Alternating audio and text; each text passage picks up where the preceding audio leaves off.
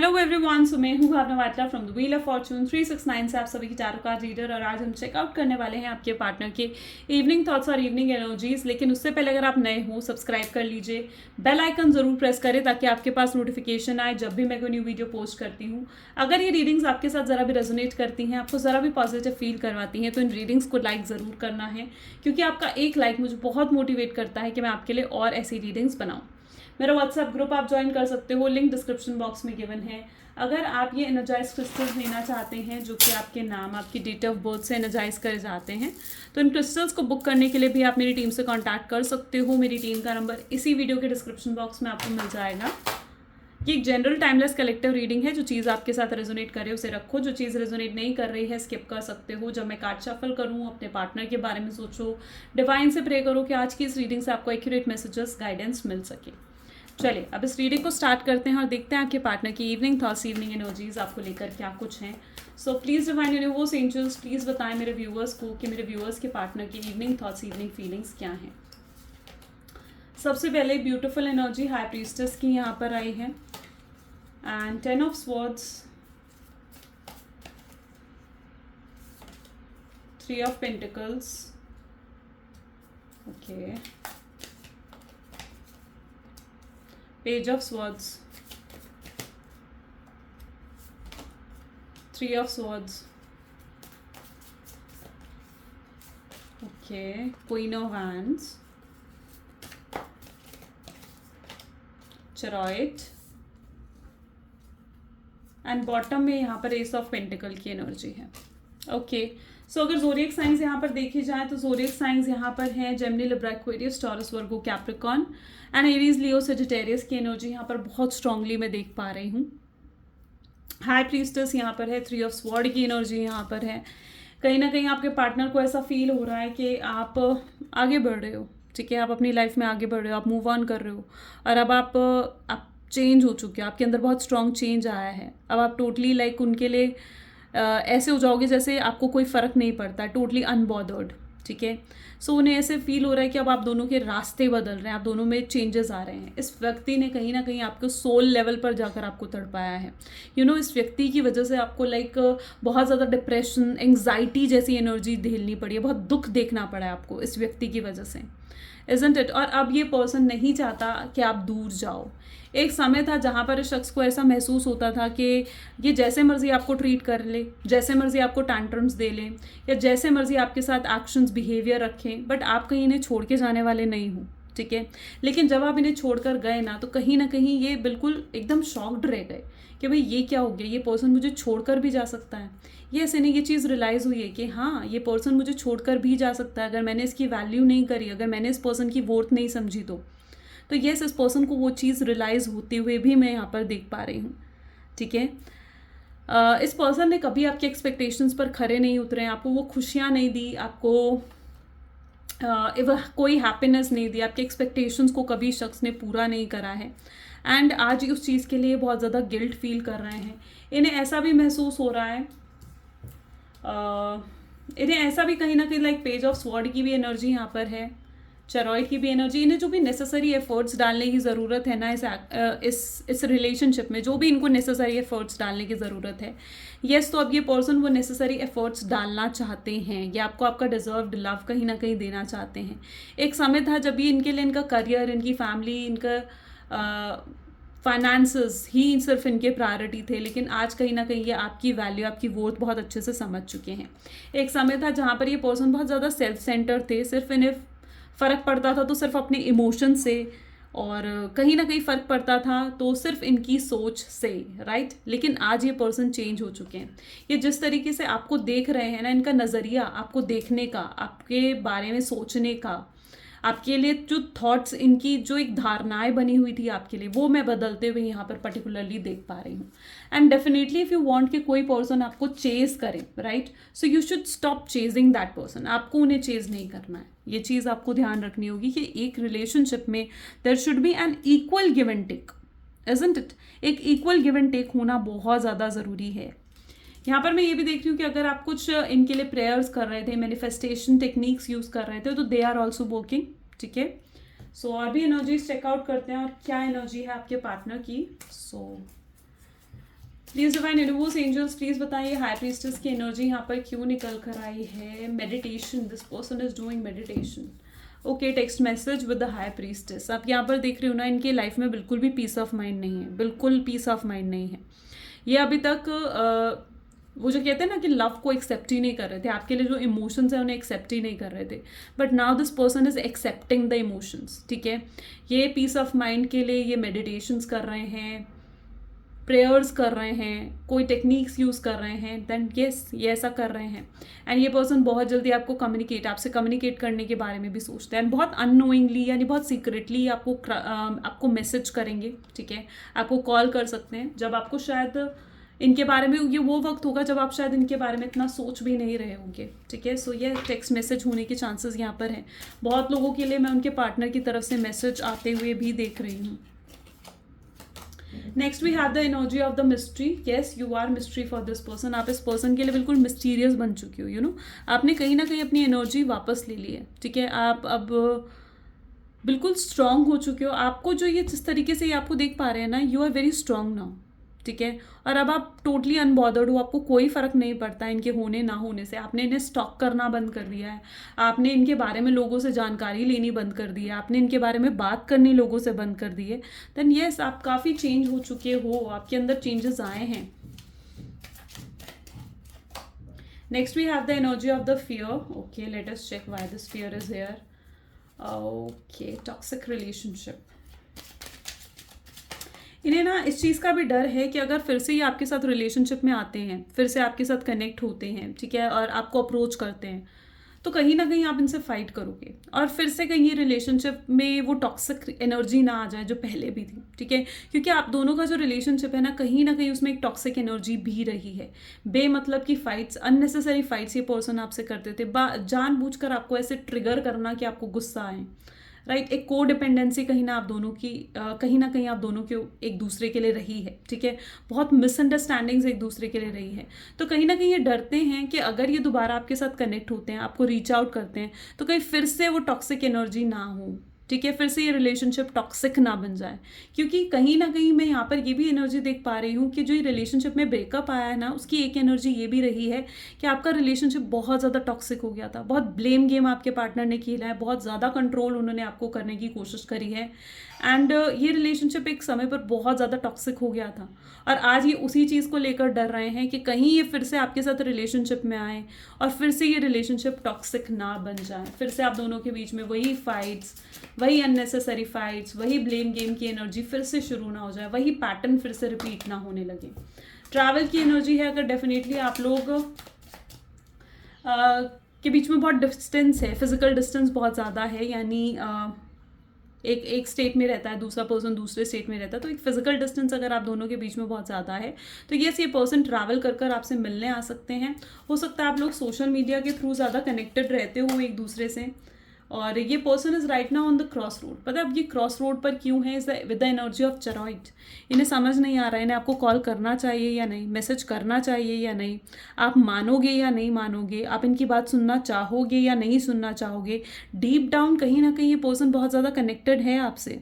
इनकी एनर्जी अगर मैं इस समय देख पाऊँ तो बहुत सैड, रिग्रेटफुल कहीं ना कहीं इनकी एनर्जी, बहुत गिल्टी कहीं ना कहीं ये फील कर रहे हैं। ओके, और इनको इस चीज़ के बारे में बिल्कुल मतलब अंदाज़ा नहीं है कि आपके दिल में वही प्यार फिर से पनपेगा इनके लिए या नहीं। तो डेफिनेटली इन चीज़ों को लेकर बहुत ज़्यादा कंफ्यूज्ड है ये पर्सन। क्रॉस रोड की एनर्जी निकल कर आई है।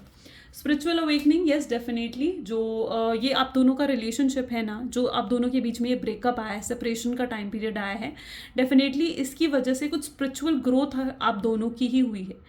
मे बी आप दोनों बहुत ज़्यादा को डिपेंड हो गए थे एक दूसरे के ऊपर, आप अपने पार्टनर के ऊपर, आपका पार्टनर आपके ऊपर बहुत ज़्यादा को डिपेंडेंट थे। आपके पार्टनर के एक्शंस, बिहेवियर आपका मूड डिसाइड करते थे, आप हैप्पी रहोगे या सैड रहोगे, एंड कहीं ना कहीं आपके एक्शंस और बिहेवियर आपके पार्टनर का मूड डिसाइड करते थे कि वो हैप्पी रहेंगे या अपसेट रहेंगे। राइट, सो कहीं ना कहीं को डिपेंडेंसी यहाँ पर रही है आप दोनों के बीच में, एंड यूनिवर्स डजंट वांट कि आप लोग किसी पर भी को डिपेंड हो। यूनिवर्स वांट कि आप इंडिपेंडेंट रहो। ठीक है, आपके इमोशंस इंडिपेंडेंट रहें, आप इंडिपेंडेंट बनो। तो डेफिनेटली हो सकता है कि यूनिवर्स ने कुछ लेसन्स आपको देने के लिए, आपके पार्टनर को देने के लिए ये सेपरेशन का टाइम पीरियड लेकर आए हैं, एंड इस सेपरेशन से डेफिनेटली आप दोनों के में कहीं ना कहीं एक स्पिरिचुअल अवेकनिंग ज़रूर आई है। ठीक है, इस चीज़ को आप फील करो या नहीं करो, बट डेफिनेटली एक स्पिरिचुअल अवेकनिंग ज़रूर आई है आप दोनों में। ओके, एंड यहाँ पर ना मैं काफ़ी लोगों को ये भी देखती हूँ कि आप लोग ना कई बार बहुत क्लोज माइंडसेट के साथ इन रीडिंग्स को देखते हो। तो क्लोज माइंडसेट के साथ नहीं देखना है इन रीडिंग को। आप ओपन माइंडसेट के साथ कैसे देखते हैं? देखो, आपको पता है क्या लगता है, आपने ना खुद इस व्यक्ति को लेकर कुछ धारणाएं बना ली हैं। आप ना अपने आप से एज्यूम करने लगते हो कि नहीं यार, वो तो यही सोच रहा होगा, वो तो वही सोच रहा होगा ये पर्सन, ठीक है, वो तो ऐसा सोच ही नहीं सकता है। ठीक है, तो फिर आपको ऐसा लगता है कि यार ऐसा कुछ नहीं है, वो पर्सन मेरे बारे में नहीं सोच रहा होगा या मुझे मिस नहीं कर रहा होगा। ऐसा नहीं है, आपको इसे ओपन माइंडसेट के साथ देखना है। आप एज्यूम कर रहे हो, आप एजम्पशन के बेसिस पर नहीं डिसाइड कर सकते हो कि वो पर्सन क्या सोच रहा है। ओके, सो इस चीज़ का भी थोड़ा ध्यान रखना है। चलिए और भी चेकआउट करते हैं और क्या थॉट्स एंड फीलिंग्स है आपके पार्टनर की।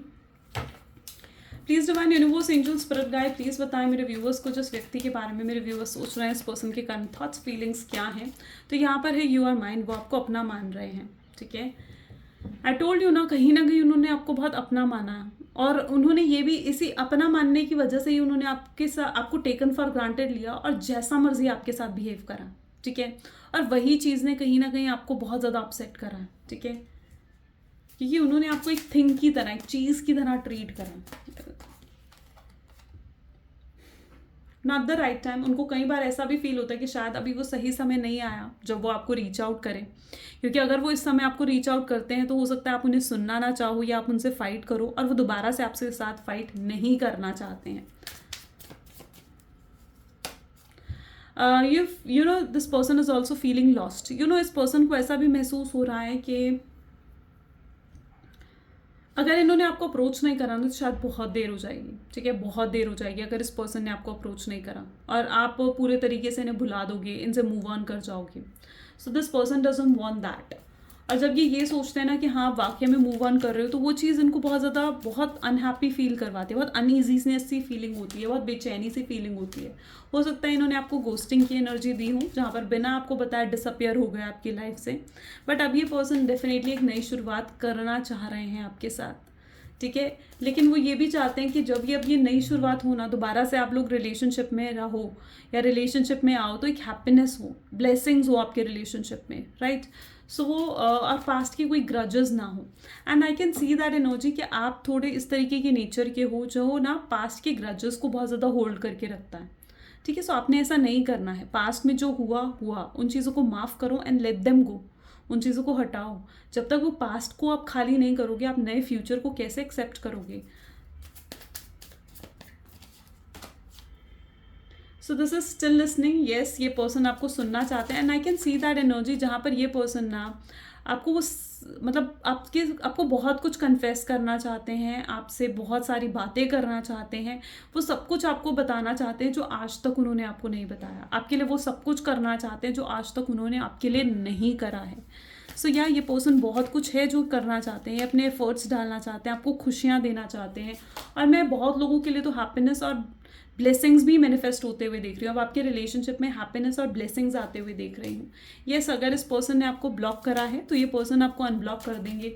अगर सोशल मीडिया पर ब्लॉक करा है तो अनब्लॉक कर देंगे। अगर एनर्जेटिकली भी ब्लॉक करा है इस पर्सन ने, यानी एक वॉल क्रिएट कर दिया आपके और इनके बीच में, अगर आप दोनों के बीच में एक वॉल सी क्रिएट हो गई ना, सो येस, वो उस वॉल को निकाल कर फेंक देंगे। ठीक है, तोड़ देंगे उस वॉल को, और आप दोनों को जो भी चीज़ दूर कर रही है, सेपरेट कर रही है, उन चीज़ों को ये अब हटाना चाहते हैं इस रिलेशनशिप से। तो डेफिनेटली कुछ चीज़ें ये लेट गो भी करेंगे, और कुछ चीज़ें आपको भी लेट गो करने की ज़रूरत है। फादर वाउंड्स, यानी डेफिनेटली अगर इस पर्सन किसी के भी इन्फ्लुएंस में रहे हैं ना ये पर्सन, तो अब ये उस सब के इन्फ्लुएंस से बाहर निकलेंगे।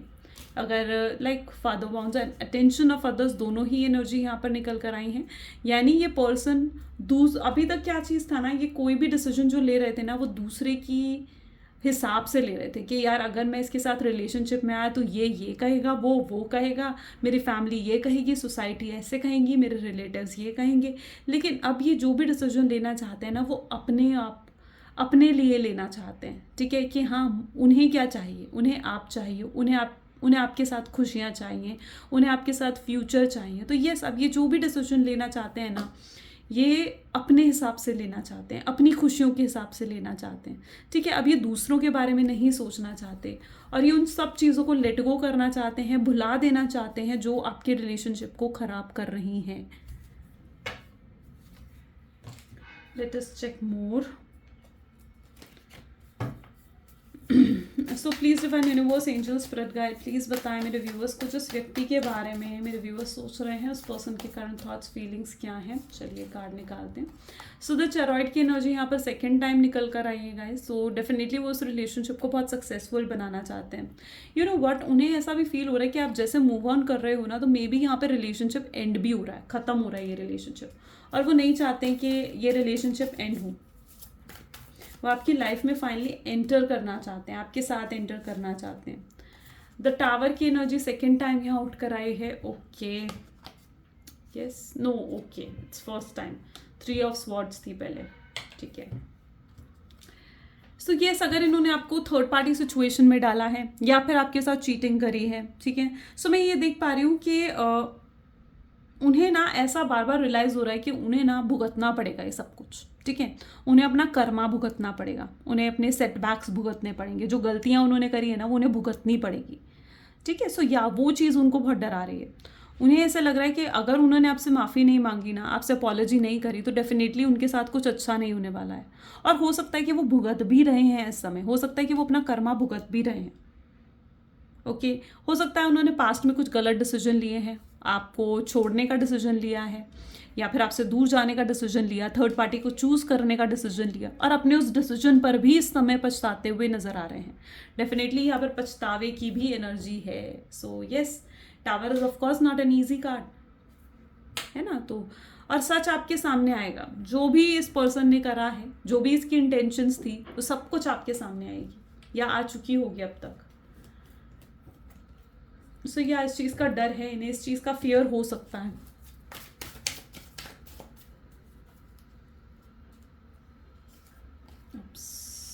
ओके, या 10 ऑफ पेंटिकल, फैमिली इश्यूज अगर आप दोनों के बीच में हैं, हो सकता है आपकी फैमिली एग्री नहीं करी या इनकी फैमिली एग्री नहीं करी, तो ये मतलब फैमिलीज़ को एग्री कर कर ही आपसे शादी करना चाहते हैं। ऐसा नहीं है कि फैमिली के अगेंस्ट जाकर आपसे शादी करें। उन्हें ऐसे लग रहा था कि मे बी आप दोनों के बीच में बहुत डिफरेंसेस हैं, कास्ट, स्टेटस, रिलीजन को लेकर।